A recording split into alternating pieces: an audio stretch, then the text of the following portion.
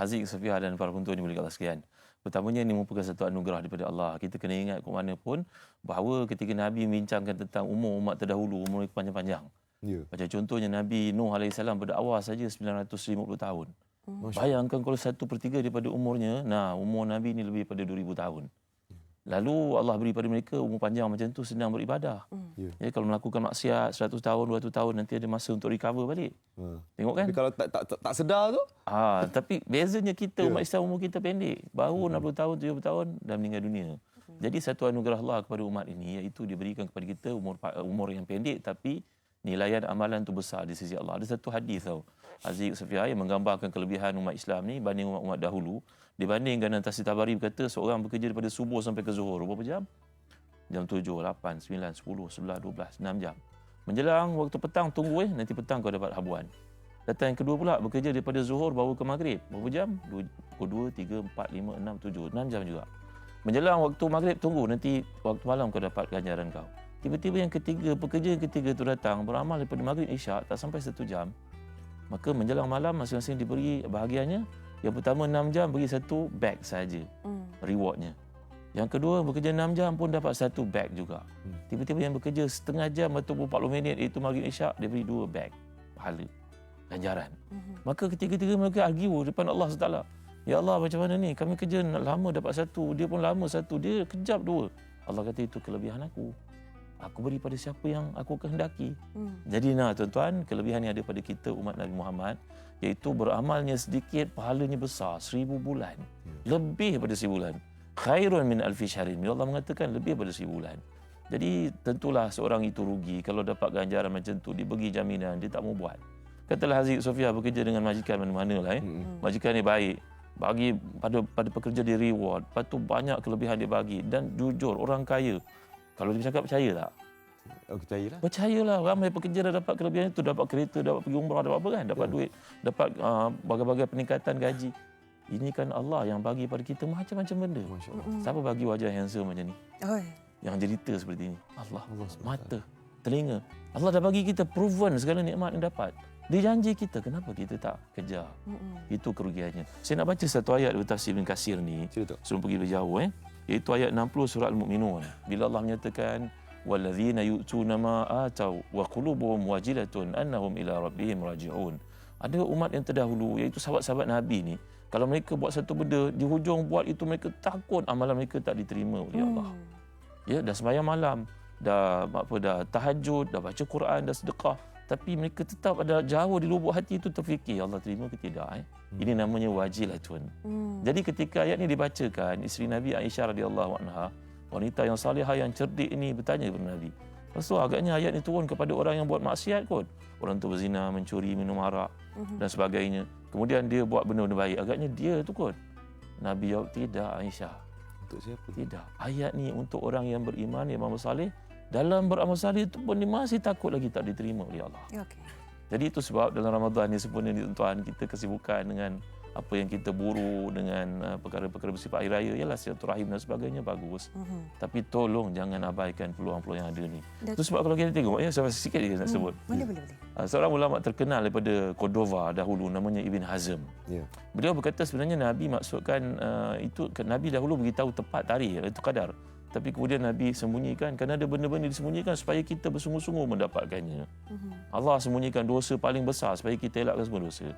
Allah sembunyikan segala bentuk ketaatan yang paling utama yang menyebabkan kita dapat masuk syurga tanpa hisab supaya kita buat semua ketaatan. Dan Allah sembunyikan Lailatul Qadar supaya tinggal 10 hari ini kita isi betul-betul. Jadi kata Ibn Hazm, kalau Ramadan itu menjadi 30 hari, betul kata Nabi 21, 23, 25, 27, 29 itu kena target. Itu ganjil lah. Ganjil. Okey. Ya, dan ada tanda-tandanya. Menariknya ada tanda-tanda disebut Nabi ni, matahari terbit pada pagi keesokan tu dalam keadaan cahayanya redup je. Kalau malam itu kita bangun, kita rasa tenang, tiba-tiba rasa sayu, tak tahu kenapa. Sayu rasa apa benda banyak sangat dosa aku, menangis tanpa sebab. Itu tanda orang tu dapat Lailatul Qadar. Masya-Allah. Jadi kata Ibn Hazm, kadang-kadang Ramadan itu 29 hari. Bila 29 hari kau kena ingat, reverse balik ke belakang, ganjilnya adalah pada yang genap yang biasa kau kira. Jadi kalau Ramadan itu 29 hari, maka bersiap sedia tuan-tuan, sebenarnya genap yang dimaksudkan kata Ibn Hazm, ulama yang terkemuka di Cordova ini, Ganjil tu iaitu 22, 24, 26, 28. Itulah ganjil yang dimaksudkan. Jadi daripada 21 sampai 29 tu setiap hari itulah betul-betul pecut. Betul. Dan satu lagi perkara saya nak sebut sebelum terlupa ya, Aziz ya. Sebenarnya istimewanya Islam ni, walaupun kita diberatkan puasa 30 hari, katalah 10 hari awal kita sibuk. Mungkin macam kita orang-orang muda, saya tak muda lah. Orang muda sibuk, orang ajak makan ke hotel, kawan ajak berjumpa dan sebagainya, tak apa. Reserve hari-hari akhir itu. Tengok kan? Dah reserve hari akhir itu masih tak mampu juga, tak apa, ambil hari-hari ganjil. Tak boleh juga, jaga dua perkara, iaitu sembahyang isyak berjemaah, sembahyang subuh berjemaah. Baik. Dan boleh buat tarawih 8 rakaat. Alhamdulillah. Kalau buat 20, lagi baik. Kerana itu adalah perkara-perkara yang akan meletakkan kita dalam Lailatul Qadar. Bahkan orang perempuan pun kalau diuzur, Allah itu adil padanya. Ketika ditanya kepada para ulama, bagaimana pula perempuan yang uzur? Maka seorang yang bernama Ibn Khubaysh berkata bahawa sebenarnya dengan dia berdoa macam Aisyah diajar oleh Nabi, Allahumma innaka afuwun tuhibbul afwa fa'fu anni, pun dia dapat sebahagian Lailatul Qadar. Kalau dia ada suami, ada anak, digalakkan untuk pergi ke masjid, mereka punya bahagian itu tak kurang sedikit pun mereka dapat. Isteri, ibu yang salihah pun dapat bahagiannya. Datuk, ada tak satu doa yang penting yang setiap umat Islam mesti orang kata sebutkan ketika tempoh Lailatul Qadar tu untuk mendapat orang kata penerimaan ataupun ganjaran pahala yang paling besar dalam tempoh ini?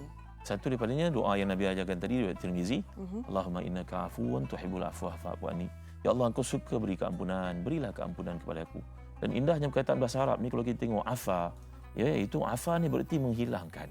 Lain daripada ghafur. Kalau ghafur ni menutup. Itu sebab ada keadaan di akhirat nanti, kalau seorang dimasukkan ke dalam syurga sekalipun, nanti Allah akan bagi dia lihat dosa-dosa yang pernah dia buat. Lalu dia malu, ya Allah, ya Tuhanku, macam mana kau dah masukkan aku syurga, tapi kau tunjuk dosa aku, malu ya Allah. Allah kata sebenarnya itu semua kan, aku tutup semua. Semua dihilang, dilupuskan. Itu kalau ditonjolkan. Tapi kalau kita doa bulan Ramadan ni special, Allah sebut atas lisan Nabi-Nya mengajar kita untuk menyebut perkataan, ya Allah, engkau suka beri keampunan, hapuskan terus dosa aku, bagi jangan nampak langsung sedikit pun. Kerana perkataan afa ni kalau kita belajar bahasa Arab ni macam angin yang bertiup dekat padang pasir. Jadi kalau dia tiup padang pasir, esok landscape-nya berubah. Kemudian kita akan lihat padang pasir itu berubah lagi. Kerana angin yang bertiup itu afa namanya. Menghilangkan terus. Jadi indahnya perkataan yang digunakan Nabi, doa ni mesti amal. Allahumma innaka afuwun tuhibbul afwa fa'fu anni. Ingat macam mana banyak sekali pun dosa kita, kita bertaubat kepada Allah. Ya, bertaubat kita kepada dosa-dosa yang kita lakukan. Allah punya gembira atas dosa-dosa yang kita bertaubat itu, Aziz, ya. Sofia diterangkan. Bayangkan Nabi menggambarkan ada seorang pergi ke padang pasir juga.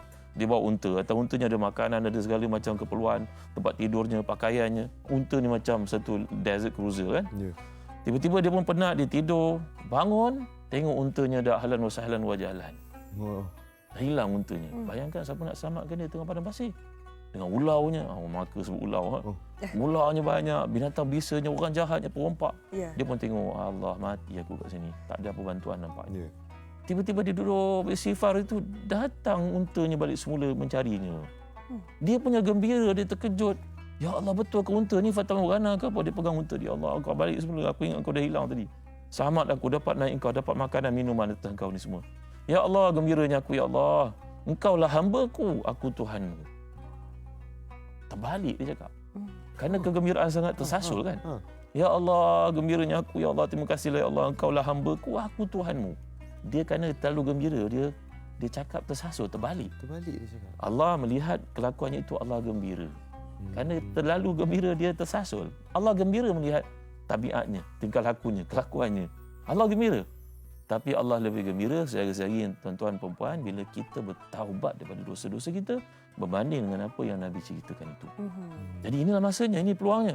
Jadi datang Lailatul Qadar ini bukan setakat tambah amal. Usaha untuk berdoa pada Allah supaya dihapuskan dosa-dosa. Kerana dosa-dosa ni yang menyekat rezeki kita, yang mendatangkan penyakit dalam hidup kita, yang menyebabkan macam-macam masalah, segala perkara yang berlaku ni, dosa-dosa yang berlaku sebenarnya. Jadi datang Lailatul Qadar ni bukan untuk menambah amal saja, tapi untuk minta keampunan tak ada dosa-dosa. Okey, tapi zaman sekarang itu, malam 10 malam terakhir itulah banyak gangguan. 10 malam terakhir itulah, ada sale. Nak pergi buat persiapan raya. Kan, masa inilah turun harga. Ramailah berpusu-pusu membeli barang-barang tu di malam-malam terakhir ni. Jadi, dan sekarang ni pula kecoh. Raya apa dulu? Jumaat dulu ke Sabtu? Ya. Kan? Jadi mungkin ada komen Datuk mengenai situasi sekarang yang berlaku. Ya. Apabila benda lain yang didahulukan. Ya. Penting dalam hidup ni kita mengamalkan satu sifat namanya zuhud lah, qanaah. Iaitu apa yang ada cukup. Mungkin kita perlu sepasang baju hari-raya nak meraihkan. Nabi pun mengajar kita untuk pakai pakaian yang kemas. Pakai, tak ada masalah. Tapi janganlah melebihan daripada perkara itu. Pun saya nasihatkan untuk diri saya dan tuan-tuan perempuan sekalian. Ya mudah sebenarnya amal ni. Bukan berarti kita memudah-mudahkan, tidak. Tapi nak tackle angle ataupun bahagian yang menyebabkan kita dapat rahmat Allah itu tidaklah berarti kita kena sepanjang malam. Kalau boleh buat itu yang paling utama. Tapi taubat ni tadi dan berusaha untuk berdoa ni tadi. Dan cuba untuk hadir dalam 3 waktu ni tadi.